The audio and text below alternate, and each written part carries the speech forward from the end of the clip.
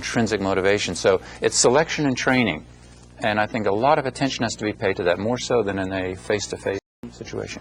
In reality, in a modern organization, somebody's not standing over you with a club, looking down your desk and making sure you work anyway, right? Well, no, and people in this organization, again, in the selection that are committed to the goals of the organization, that's important.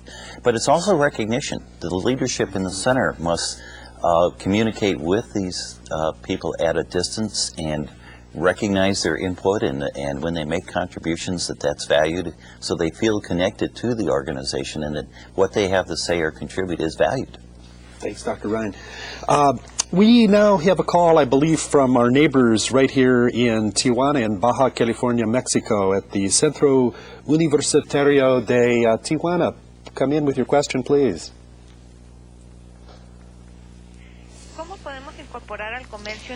How can we incorporate in e-commerce in Mexico, where we have a very low per capita use of computers? That is, how can we incorporate e-commerce in Mexico with a very low per capita use of computers?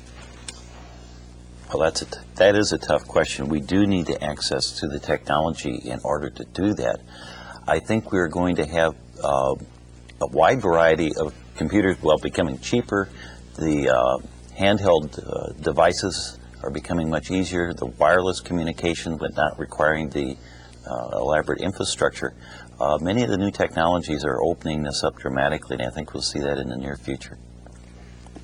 So third generation cell phones may be a big solution for the third world here, because you don't need the whole PC apparatus.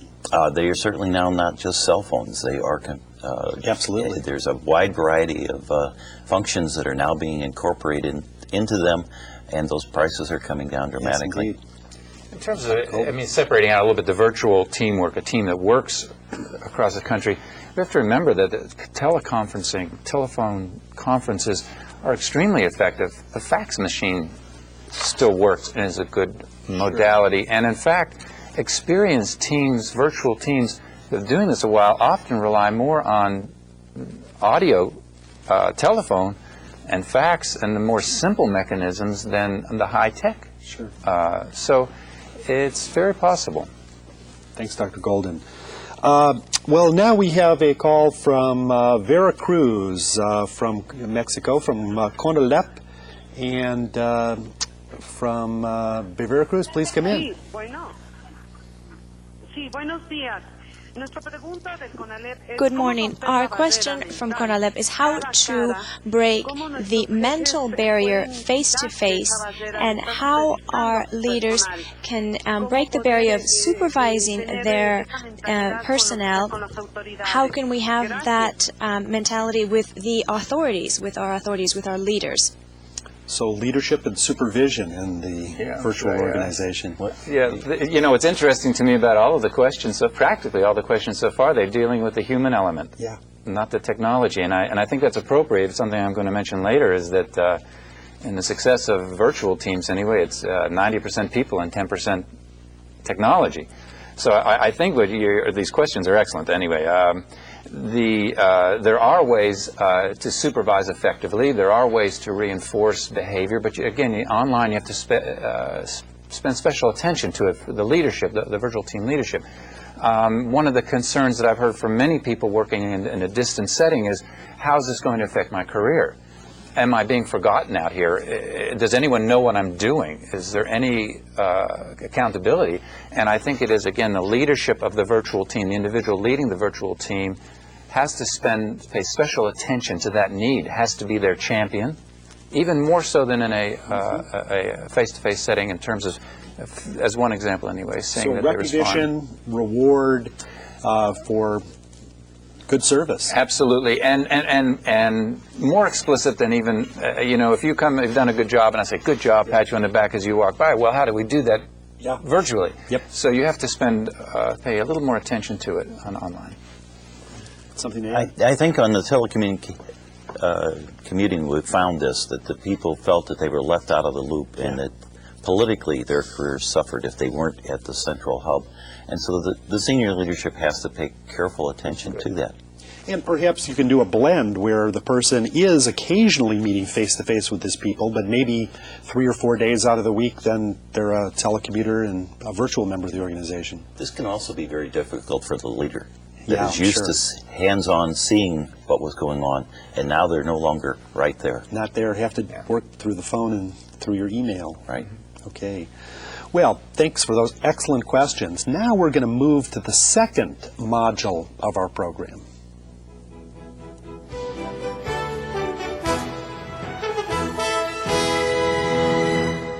It is always a great pleasure and an honor to be invited to speak to the educators, businessmen, and government officials who make up this important network. I am particularly pleased that the International Training Center has chosen to address this topic, the new networked organization. The terrorist attacks on the United States on September 11th, 2001 have created a sense of urgency regarding the development of networking technologies and modalities and development strategies. And many organizations have shown a greater interest in electronic networking. The means are readily at hand. Inexpensive, user-friendly telecommunications are dramatically reducing distance as a barrier to people doing things together. As Dr. Rhyne has described, organizations are developing effective strategies to integrate electronic networking into their normal business procedures. Now, with the understanding gained from Dr. Rhyne's overview of the larger organization and industry-wide perspective, I would like to focus now on the more personal or the more one-on-one perspective. Some of you may remember that in a past presentation I made for the ITC on the topic of the networked organization, I tried to impress upon you the importance of the human element in networking.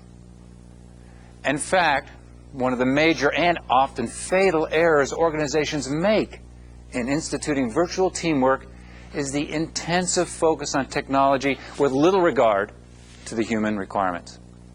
Clearly, effective technology is fundamental, yet when individuals with experience on virtual teams are asked about successes and failures, they rarely mention technology as a primary reason for either.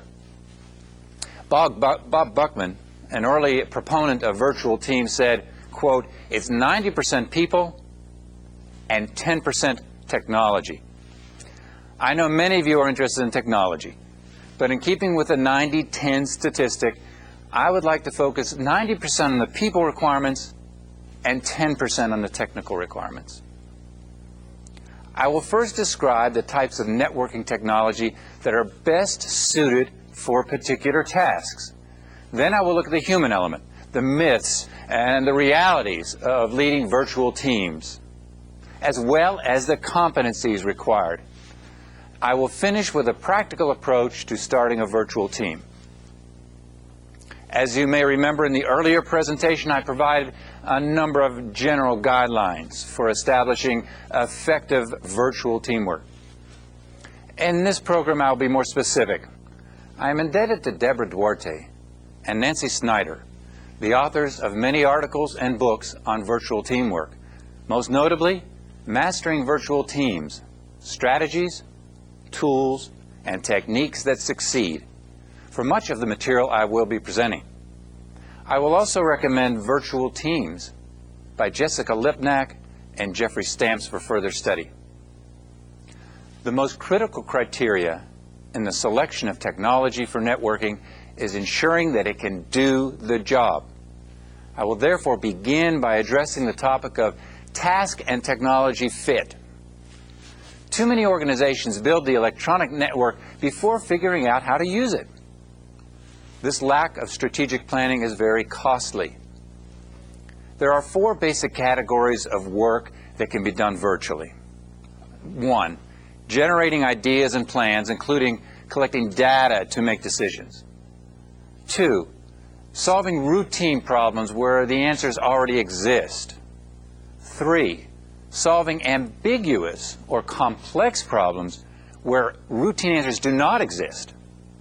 And lastly, 4, negotiating interpersonal or complicated technical conflicts between individual members or organizations. Each category of work can be arrayed against three general types of communication technologies.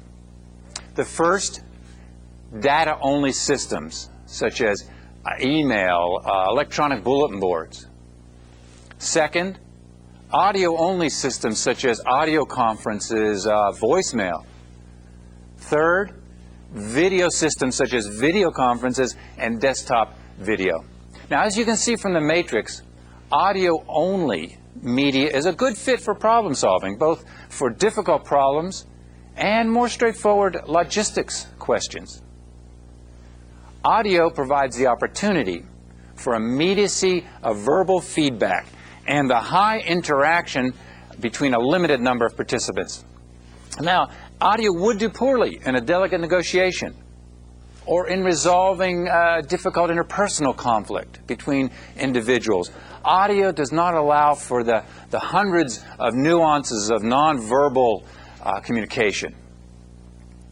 Videos such as in a multi-point video conference or a one-on-one desktop format provides a better fit for negotiating conflicts, as the amount or quantity of information that is exchanged both verbally and non-verbally is greater.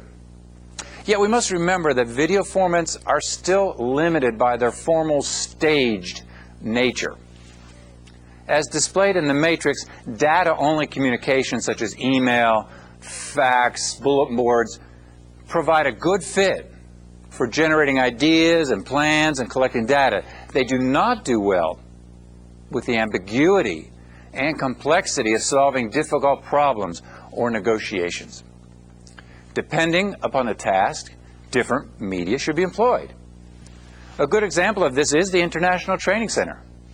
The ITC utilizes the live broadcast format for the communication and discussion of new ideas to large numbers of people.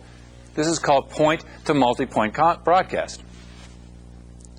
In order to allow for a more intensive interchange regarding specific technical or problematic issues of a local interest, the ITC offers a point-to-point video conference.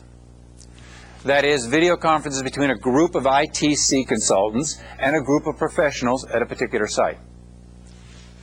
The ITC now utilizes its website at www.itc-group.org for data-only communication, such as the dissemination of broadcast topics and other general information, and for individual interaction with the materials and the ITC staff through instructional templates.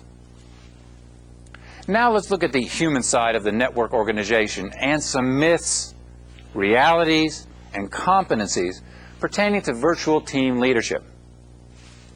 Leading a virtual team is very different from leading a team of individuals located in the same place. The virtual team leader cannot walk down the hall to ask a question or call his or her team together for a quick conference in the conference room.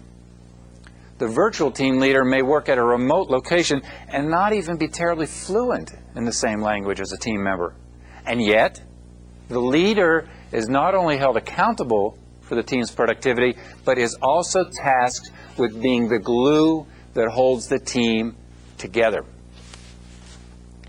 Organizations often pay little systematic attention to developing competencies that team leaders need in a virtual environment. This is a mistake. Virtual team leaders need to find ways to develop competencies that are specific to virtual teams, even if the organization does not formally support their development. The first step in developing competencies is to understand, one, what it is really like to lead a virtual team, and two, the competencies needed for success. Because of your demonstrated interest in technology and its uses, many members of the ITC will be on the forefront of the networked organization.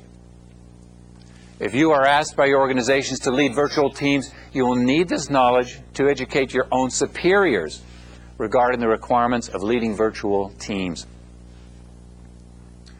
There are several myths about virtual team leadership that you will have to dispel to function successfully as a virtual team leader. Only then can you effectively outline specific competencies necessary for leading a virtual team. I will attempt to pair the myth with the corresponding realities and competencies. The first myth is that virtual team members can be left alone. Some leaders simply organize the end product and believe that virtual team members can produce without coordinating with the leader or other team members. The fact is that successful virtual team leaders must be very involved with their team members to give them the information they need, to tell them when they'll be involved, how decisions will be made, the level of detail that they need to delve into before the decision is made, after the decision is made. Leaders also need to be actively involved with the team members in order to be effective in coaching and managing performance in virtual environments. Virtual team leaders actively balance the tension between the needs of business and the needs of their people. Although team members' autonomy, empowerment, and participation are important concepts in making a virtual team successful, there is a task that needs to be completed.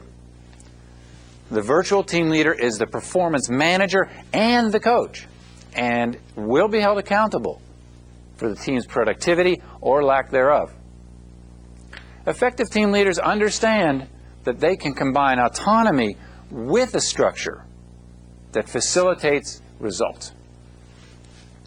The second myth is that the leader of cross-cultural virtual teams needs to have lived in other countries. Although clearly that's important, what is really required is sensitivity to other cultures and an understanding of one's own cultural dictates and biases. The related competency is the ability to manage across cultures. This entails understanding more than the obvious differences in backgrounds and languages. There are a multitude of subtle and less obvious ways in which culture affects how people work. The challenge for the virtual team leader is to understand the differences among team members and to leverage them to create an advantage. Virtual team leaders need to develop multicultural as well as multidisciplined perspectives. In doing this, they need to become aware of their own cultural biases and how these can affect personal assumptions and behaviors towards team members. Furthermore, they need to understand the ways in which team members' cultures affect their expectations of other team members and the team leader himself. The third myth about virtual teamwork is that it is difficult to help team members with current assignments and career progression.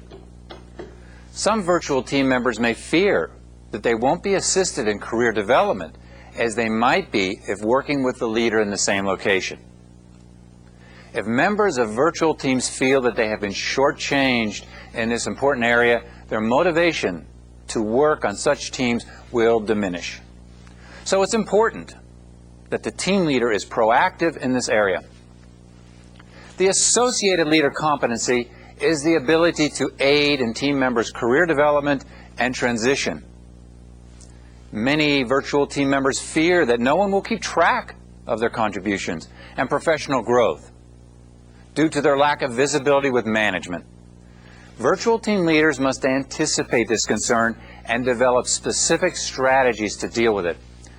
The team leader must act as an advocate for team members and provide management with a solid understanding of the team members' accomplishments, experiences, abilities, and interests.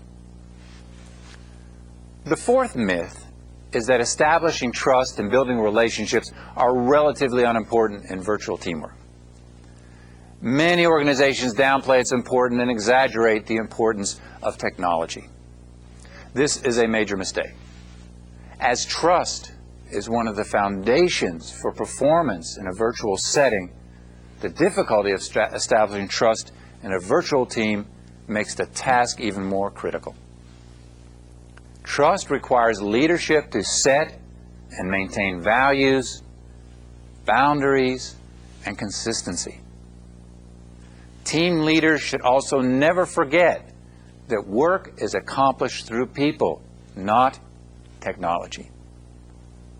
The same holds true for relationship building. As virtual teams are more dispersed than traditional teams, leaders may find themselves spending even more time building relationships across boundaries. The first competency related to this myth is establishing and maintaining trust. Without the benefit of face-to-face meetings, team members are denied the familiar clues that help to determine whom we should trust and whom we should not. Creating trust requires a conscious and planned effort on the part of the team leader.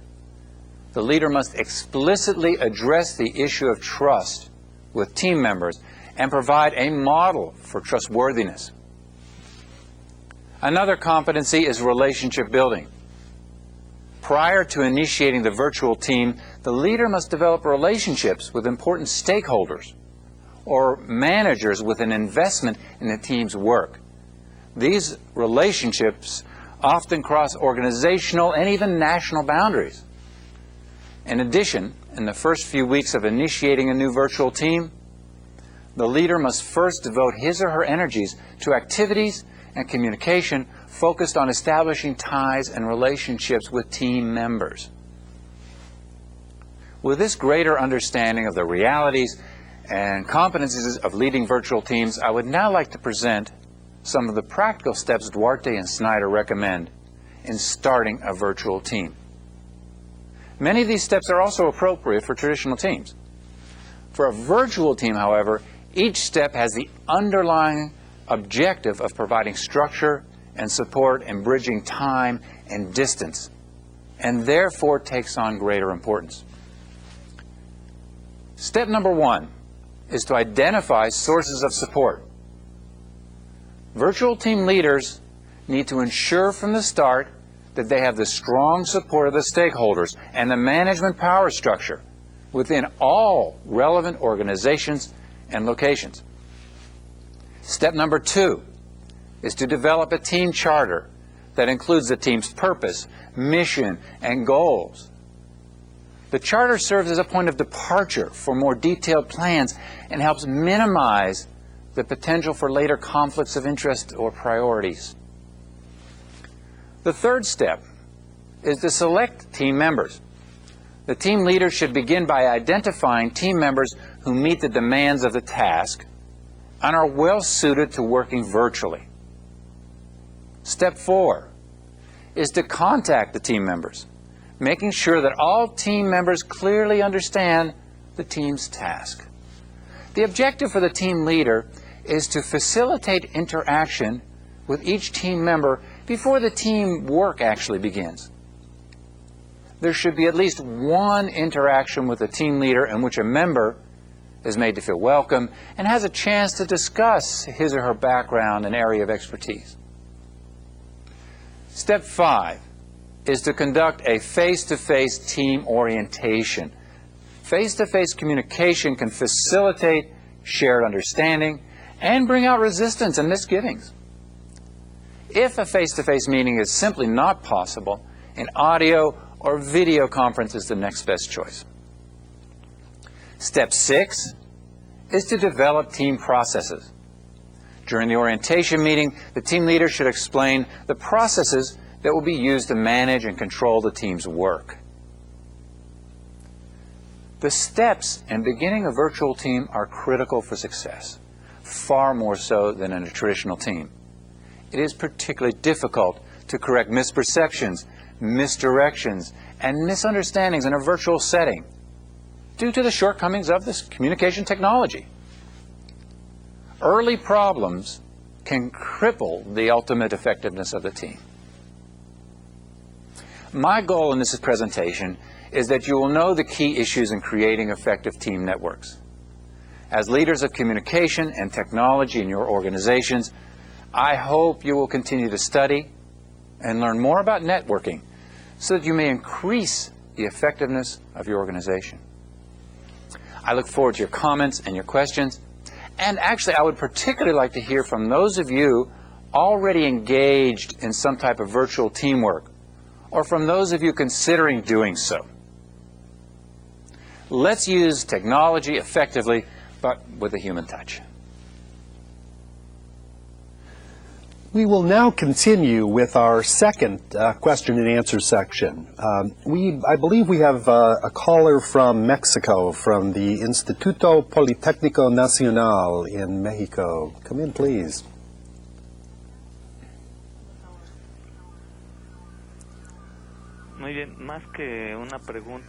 More than a question, I would like to comment on regard what the speaker was saying right now.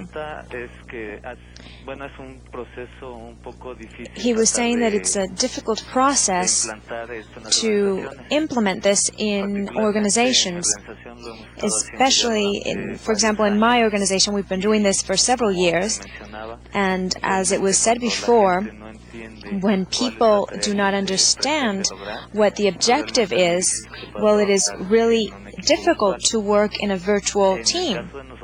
In our case,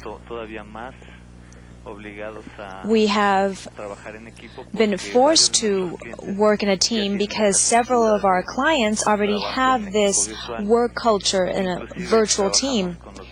And we also work with the exmolosis home office, what is called. So the productivity that we have at the moment is very strong because we no longer need to have face-to-face interaction with our client nor with our suppliers. We can work at a distance without mattering where we are.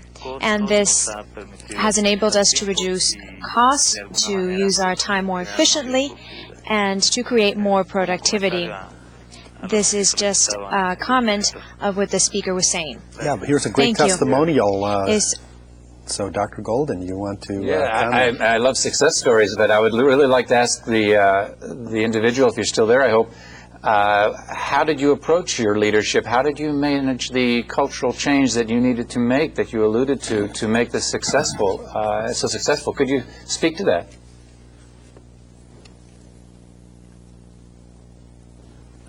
Okay, our caller unfortunately is gone, but you might want to comment. The caller mentioned the importance of goals and objectives. People in a virtual organization really have to know what they're supposed to do. I think it's terribly true, and I think I suspect what the caller may have had to do is to educate their administration about the realities of online and distance communication. I think they probably just did a good job. Unfortunately, our administrators often hear from the vendors of these technologies and are sold sometimes a bill of goods that the implementation is probably not quite as effective. Yeah. I don't know if you want to speak to that, Larry? Or this is often the case where if you're not involving the people actually involved that have to deliver it, and someone sells a technology that what it is promised to deliver, but they really don't think about how day-to-day work is going to be done with that. Yeah. Okay. A caller from Aguas Calientes, Mexico. Come in, please. From SADE. Good morning. I'm calling from SADE, Aguascalientes. Our question is the following. If the teams, virtual teams, can actually be carried out in one language, or can we have, for example, one common language that would be English, for example? Thank you. All right. Multiple languages in virtual organizations. Interesting question. It is an interesting question, and honestly one I've wrestled with. And I think the common language is very important, or at least some fluency in a few languages. I think it's very difficult, particularly for a team leader, if he or she's having to manage a group and is not relatively fluent. And it's a controversial issue. Do you have a...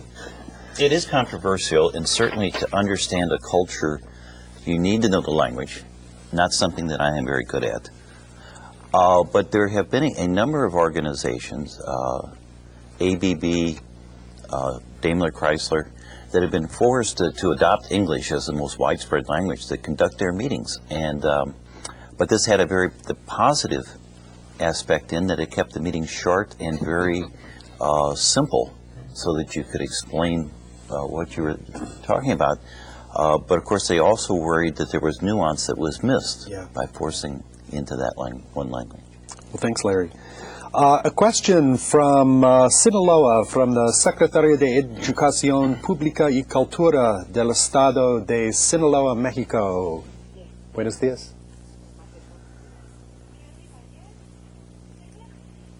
Una pregunta, por favor. Sí, buenos días. Good morning. ¿Es aquello que no se podía cambiar o que difícilmente What is se that pueda that cannot cambiar be en las empresas changed or modernas de esta nueva would be era very digital? hard to change in these new organizations in this digital era? Oh my. It may be the entrenched ideas of senior leadership. They have been successful in the old organizations and the old way of doing things, and now we're asking them to adopt new and uncertain and unclear as to what will be successful. And that can be very difficult once we've been safe and secure in our old ways of doing things. Now to give up our position, our power, and our influence and move into new areas. It's That a can be very genuine difficult. paradigm shift, isn't it? It's a whole cultural shift. We keep going back to it. It requires a cultural change in the way the organization does business, and a lot of the leadership. There's a real generation gap often between the leadership and those that are actually doing the work in terms of age. Many of the people, the younger people, are grown up with technology, and so it's a educational process. And I think as leadership changes, this too will pass. I might add to that too. This is not only from the top; it sometimes can be the arrogance from the bottom of the younger people that have the technological arrogance or expertise, and don't feel they need to have listened to some of the more experiences of senior management. Interesting. All right, now we have a fax that has come to us from Finalco, Colombia. And the question is, you emphasize the importance of the human element or face-to-face meeting and the success of virtual teamwork. Is this true for e-learning programs as well? So shifting from the organizational to the educational environment, same thing hold true? Yeah, let me take that, Larry, for a second. Definitely, I think definitely it holds true. And in terms of e-learning, meaning corporate training, not necessarily for credit college, but corporate type health education learning. Yes, it definitely does. There's an interesting article in e-learning magazine last month that compiled some statistics, and they said that 70% of people who sign up for e-learning courses drop out. Wow. For lots of different reasons, mind you, but whatever the case, 70% dropout is a high rate. And what we're going to now, what the field is going to now, is more what we call blended learning. The ITC, for instance, has been a pioneer in what we call blended learning, which is workshops that are conducted here in San Diego in the summer and the winter, and online assignments that are continually are being processed electronically. So I think what holds true is very much the same, that we're beginning to realize we need more face-to-face with virtual teams, and we need more face-to-face with e-learning. Anything to add, Larry? I think that's the case. For e-learning to take advantage of all the various technologies we can draw in and bring to it still takes a lot of face-to-face coordination to make that happen. Excellent. Well, we have another caller from Mexico, from the Facultad de Medicina Veterinario y Zootecnica at the Universidad Nacional Autónoma de Mexico. Buenos días. Sí, buenos días. Buenos días a todos. Felicidades. Good por morning, el and trabajo que congratulations se está for your haciendo. excellent Una work. pregunta que, me preocupa mucho es A question that worries me very much is sometimes it's not very clear what are the activities that can be carried out in a teleworking environment. Maybe they could be more administrative or office tasks, or that have to do more with teaching. I don't know if maybe one of the speakers could expand a little bit more on this question. Okay, the scholar's concerned, what kinds of things can actually take place from remote sites in a virtual organization? Well, you can certainly do your design work. I mean, in the programming, there will be a central location for the the product that you're working on, and people can, from remote sites, can then retrieve the latest model or prototype, work on it again, and then resubmit it. And of course, it takes a lot of control to do that. Working on reports,